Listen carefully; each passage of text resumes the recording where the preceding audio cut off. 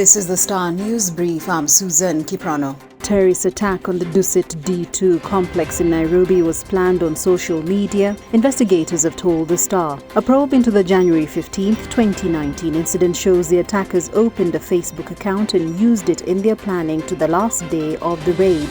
In the account, they exchanged ideas on the best weapons to use and how to use them in executing the mission. The account ran for almost 6 months undetected until and after the attack. Detectives from the Anti-Terror Police Unit stumbled on the account as they sieved through gadgets recovered from the house of one of the suspects involved in the attack. They've since confirmed the terrorists had avoided using mobile phones in their communication and shifted to Facebook to coordinate the mission.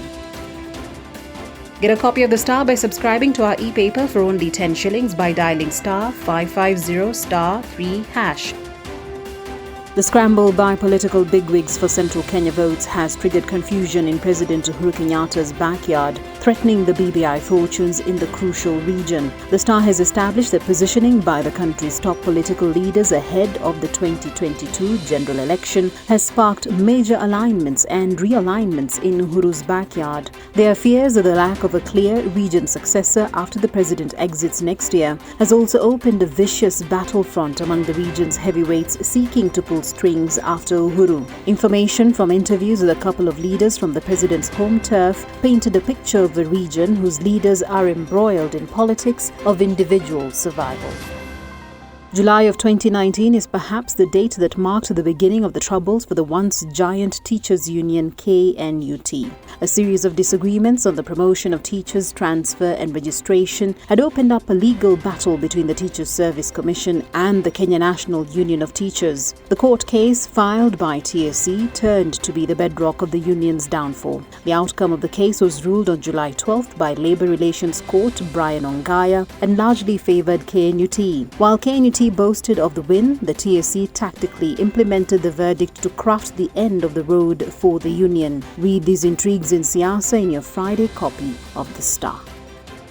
Deputy President William Ruto is increasingly walking a political tightrope with his boss, President Uhuru Kenyatta, clearly laying a grand scheme to vanquish a State House run. With at most 18 months left in his final term, Uhuru has launched an aggressive campaign to block his deputy's bid, leaving him with limited options.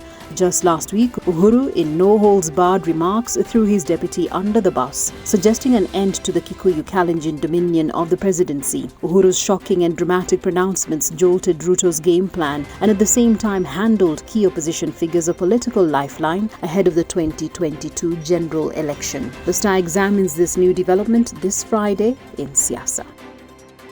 And finally, DP William Ruto has moved to consolidate his Rift Valley backyard in efforts to ensure the political base is behind his bid. The Star has established that the DP is expected to reconcile with former Bomet Governor Isaac Ruto on Friday. Ruto will be in Bomet for a series of development projects events through the invitation of the county government. Meanwhile, ODM leader Raila Odinga has intensified his engagement with Nairobi's grassroots. On Thursday, he met traders in Githurai and also attended prayers led by Kikuyu elders in Nairobi. Get a copy of The Star by subscribing to our e-paper for only 10 shillings by dialing *550*3#. You can also get more on the Star website.